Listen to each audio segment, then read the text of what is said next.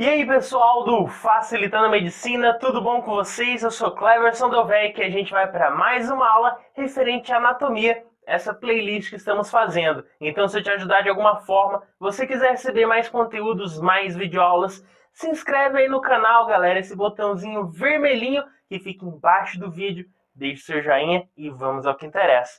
Hoje nós vamos falar sobre ossos, continuando essa playlist, só que sobre a caixa torácica. Sim, esse conjunto que parece uma armadura no nosso corpo, e vamos entendê-lo. Primeiro, para a gente entender a caixa torácica, a gente tem que entender um conjunto de ossos. Que conjunto de ossos seria esse? O esqueleto axial. Quando nós falamos do esqueleto axial, olha ali na imagem. O esqueleto axial seria os ossos da cabeça, em conjunto com a nossa coluna vertebral, esses ossos da coluna vertebral, e essa caixa torácica. Então, quando nós falamos de esqueleto axial, seria esse que a gente vê na tela. Ossos da cabeça, coluna vertebral e essa caixa torácica. Claro, todos eles vão ter uma função de proteção. Aí você fala, como assim? Sim, pensa bem. O esqueleto axial ele tem os ossos da cabeça. O que fica na cabeça? O encéfalo, o nosso cérebro. Então, essa região do encéfalo fica envolta pelos ossos da cabeça, vai estar ali protegendo. Já a coluna vertebral vai estar protegendo o quê? A medula espinal. Então, vai proteger aquele conjunto que vai dar origem a vários feixes de nervos. E, por fim, a nossa caixa torácica, ela vai dar ali um formato de escudo até, para a proteção de vísceras, como o coração, o pulmão, vários vasos, como a aorta, a veia cava. Muitos órgãos vão estar sendo protegidos por meio dessa caixa torácica. Então lembre-se, quando nós falamos de esse esqueleto axial, estamos falando de ossos da cabeça, coluna e também a nossa caixa torácica. E o outro esqueleto, para completar aí o corpo humano, a gente vai ter o esqueleto apendicular dos membros superiores, que a gente já falou em vídeos passados, e dos membros inferiores, que a gente já fez outros vídeos também. Então lembre-se, temos o esqueleto axial e o esqueleto apendicular, superior e inferior, beleza? Agora, o nosso foco aqui é a caixa torácica. Então a gente entendeu o todo, ele faz parte do esqueleto axial. Mas como que é formada essa caixa torácica? Primeiro, ela vai estar na sua porção mais anterior, sendo conformada pelo osso do externo. Esse osso que a gente vê na tela, que é como se fosse um escudo, aquela porção anterior. E ele é um osso relativamente grande. Então a gente tem na porção anterior o externo. A gente vai ter uma aula só falando sobre as características desse externo. Depois, numa porção posterior, nós vamos ter a coluna vertebral. Então, anterior, externo. Posterior, coluna vertebral. E na porção anterior, lateral e posterior, em forma de arco, nós vamos ter os arcos costais, ou as costelas. Sim, então a gente vai ter essas costelas unindo o externo, que está na porção anterior, a coluna vertebral, que está lá atrás, na porção posterior. Beleza? Então, bem simples. É exatamente o que a gente vê nessa imagem. Externo, costelas ou os arcos costais e a coluna vertebral. E claro, isso daí vai estar unindo o externo à coluna vertebral. E como ele vai formar um arco, vai formar como se fosse um oco dentro desse espaço, que é a caixa torácica, que vai estar comportando algumas vísceras, como a gente já falou, pulmão, vai estar comportando também o coração, vasos como a aorta, a veia cava, o timo também vai estar ali presente. Enfim, vai estar protegendo vários órgãos. E claramente na sua porção inferior, nós vamos encontrar principalmente sendo conformado pelas cartilagens costais. E já na porção superior dessa caixa torácica, ela vai estar sendo formada pelos primeiros arcos costais ou a primeira costela. Então, pessoal, relembrando, nós temos o externo, a coluna vertebral atrás e os arcos costais anterior, na porção anterior, lateral e posterior, formando essa caixa torácica. Porém, a gente tem que lembrar que existem 12 costelas de cada lado. Então, tem 12 de um lado, 12 de outro.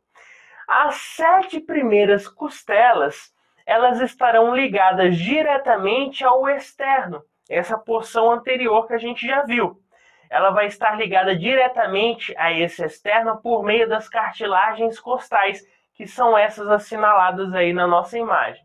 Então a gente vai ter as primeiras 7 costelas ligadas ao externo por meio dessas cartilagens costais.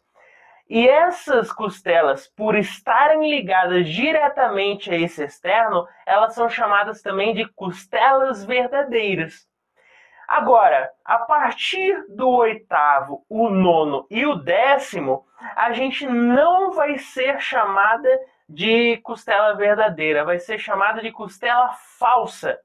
Por que costela falsa? Ela é aquela amiga falciane? Não, porque ela não se liga direto ao externo.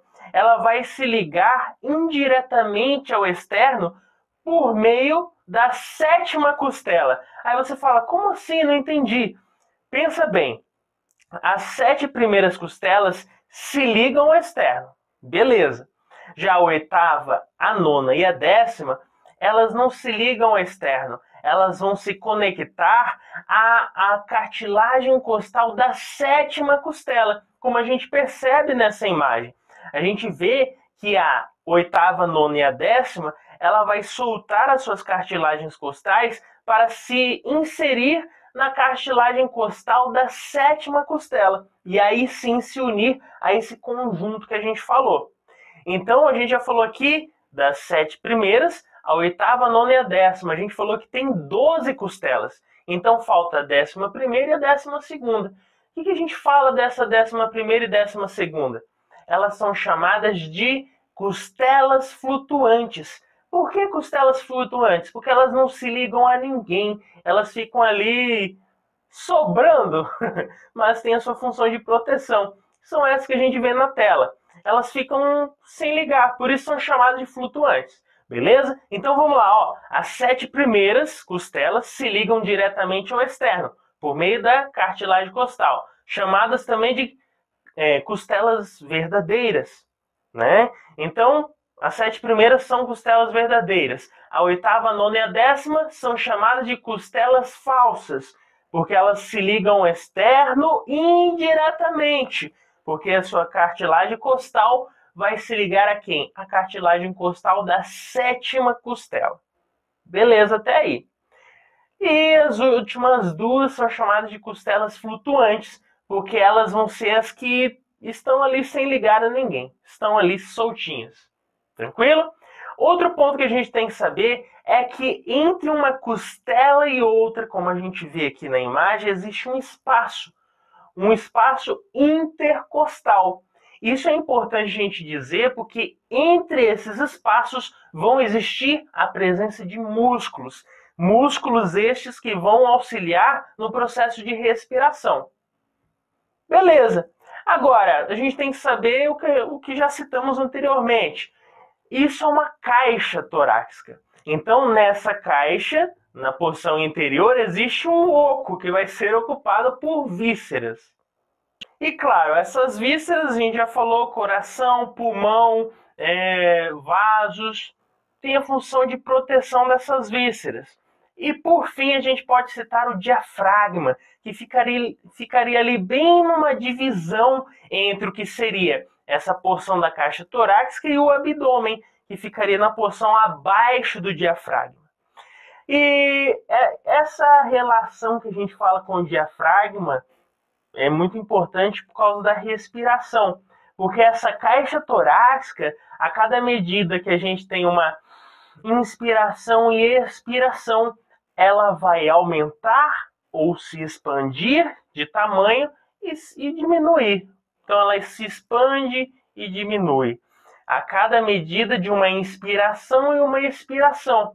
Então lembre-se, esse conjunto dos pulmões, em conjunto com o diafragma, vai influenciar nesse movimento, em especial de expansão e retração dessas nossas costelas, em conjunto com a caixa torácica.